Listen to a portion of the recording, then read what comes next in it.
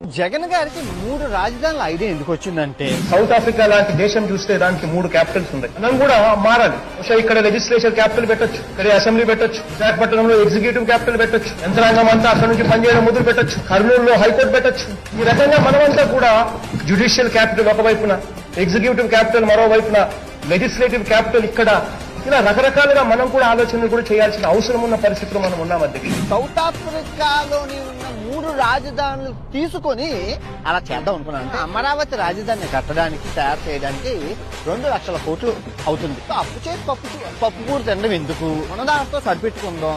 Already Visakhapatnam తమ అభివృద్ధి చెందింది. రోడ్లు గానీ, ఇన్ఫ్రాస్ట్రక్చర్ గానీ, బిల్డింగ్లు గానీ అన్ని బాగుంది. దాన్ని కొంచెం టెంకరింగ్ చేసి బంకరింగ్ చేస్తే మనకు ఒక రాజధాని అవుతుంది తక్కువ డబ్బుల్లో. ఆల్రెడీ జ్యుడిషియల్ క్యాపిటల్ కింద కర్నూలు చేసేద్దాం అంటే అంత డబ్బులు లేక అప్పుడే ఏర్పడింది రాష్ట్రం. అధికారం కూడా అప్పుడే వచ్చింది అని జగన్ గారు అయితే అనుకున్నారు.